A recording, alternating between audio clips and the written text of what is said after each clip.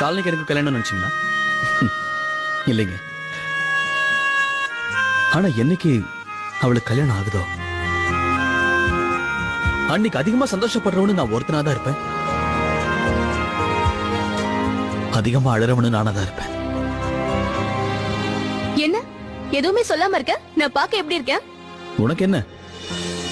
எந்த வீட்டுல கல்யாணம் நடக்குதோ அந்த பொண்ணுக்கு ஒருவேளை அக்காவோ தங்கச்சியோ இருந்தா அந்த பொண்ணுங்களை யார் கண்ணிலையும் படாம பாத்துப்பாங்களாம். ஏன்னா கல்யாண பொண்ணை விட இவங்க அழகா இருந்தா குழப்பம் வரதானே செய்யும்.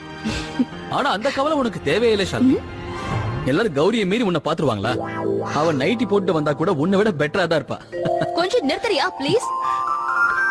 கௌரி அக்காவா? கௌரி அக்கா அவ ரொம்ப நல்லவ, ரொம்ப ரொம்ப அழகானவ. எங்க கசின்ஸ்லயே அவ தான் பெஸ்ட். பட் ஹலோ, நானும் ஒண்ணு குறைஞ்சவ இல்ல.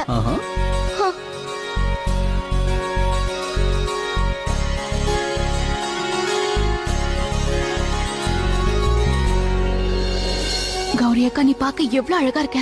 சரி சரி சீக்கிரமா வா, சித்தி ரொம்ப நேரமா பூஜைக்காக வெயிட் பண்ணிட்டு இருக்காங்க. உனக்கு ஒண்ணு தெரியுமா? சடங்கு ஆரம்பிக்க போறதுனால இன்னைக்கு பாட்டு டான்ஸுக்குலாம் ஏற்பாடு பண்ணிருக்காங்க. சீக்கிரம் வா, ஏற்கனவே லேட் ஆயிடுச்சு.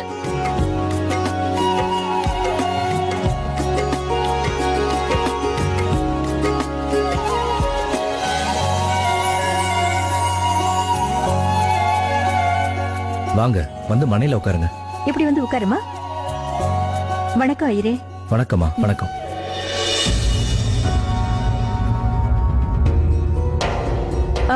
அப்ப பூஜை ஆரம்பிக்கலாமா?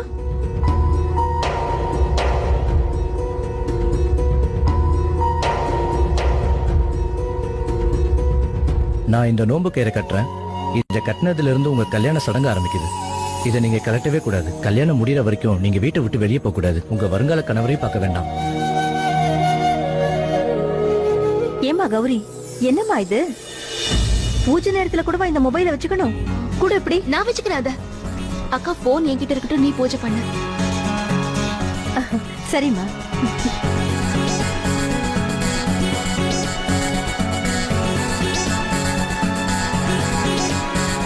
இந்த நோன்பு கயிறை உங்க குடும்பத்தை சேர்ந்த எல்லாரும் கையிலையும் கட்டி விடுங்க. எல்லாருக்குமே கட்டணும்ல?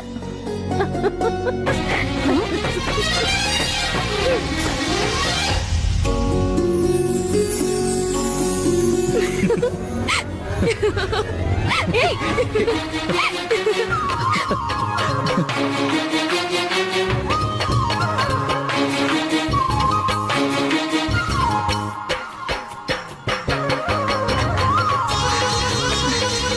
இவ்வளவு மெதுவா ஒண்ணு நீ எப்படி கட்டுவ?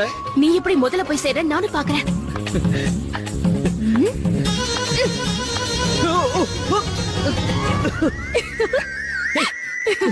ஷாலினி, இதெல்லாம் சீட்டிங். அப்பா கையில இருந்து நோம்பு கயிறை இப்ப யார் கட்டுறாங்கன்னு பாத்துடலாம்.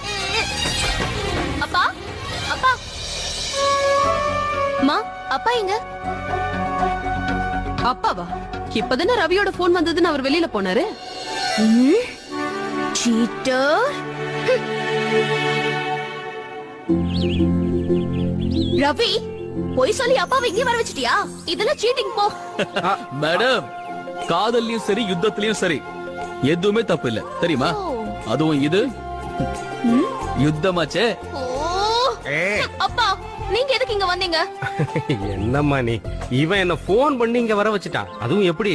பெரியய்யா வேலை இருக்கு, வெளியில வாங்க. நாம பெரியய்யா, நீங்க ஒரு விஷயத்தை புரிஞ்சுக்காம இருக்கீங்க. இப்பெல்லாம் கால எவ்வளவு கேட்டு தெரியுமா? நாம ஒழுங்கா நம்ம வேலையை பார்த்துட்டு போனாலும் திடீர்னு வேணும்னு குறுக்க காலை விட்டு கவுத்து விட்டுருவாங்க. அதுக்காக தான், நீங்க சேஃபா இருக்கணுங்கிறதுக்காக தான் உங்களை கால் பண்ணி இங்க வாங்கன்னு சொன்னேன். துரோகி, சீட்டர். ஆஹா, அப்ப நீங்க பண்ணதுக்கு என்ன அர்த்தம்? இருங்கப்பா, இருங்க ஒரு நிமிஷம். இப்ப எதுக்கு நீங்க ரெண்டு பேரும் அடிச்சுக்கிறீங்க? ஐயர் நோம்பு கயிறு கொடுத்திருக்காருப்பா, உங்க கையில கட்டணும். கல்லடி பட்டாலும் கண்ணடி படக்கூடாதுன்னு சொல்லுவாங்க இல்லையா? அதுக்காக. அப்படின்னா முதல்ல இத நீங்க என் பொண்டாட்டிக்கு தான் கட்டி விடணும்.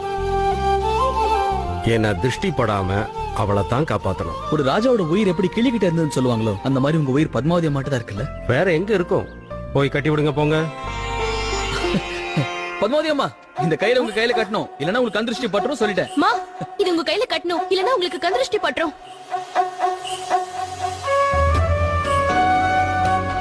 ஏன்? ஏதோ சம்பிரதாயமா? இப்ப இது என் கையில கட்டிக்கிட்டா அப்புறம் வைரத்தை யார் பாப்பாங்க? என் கையில இருக்கிற இந்த டைமண்ட் பிரேஸ்லெட்ட கூட உங்க பெரியய்யா தான் எனக்கு கொடுத்தாரு. விலை 9 லட்சம். இதோட அழகு குறையற மாதிரி வேற எதையும் என் கையில கட்டிக்க மாட்டேன் ப்ளீஸ். அதுக்கில்ல பத்மாவதி அம்மா, இந்த நீங்க வச்சுட்டு போ, நான் அப்புறமா கட்டிக்கிறேன்.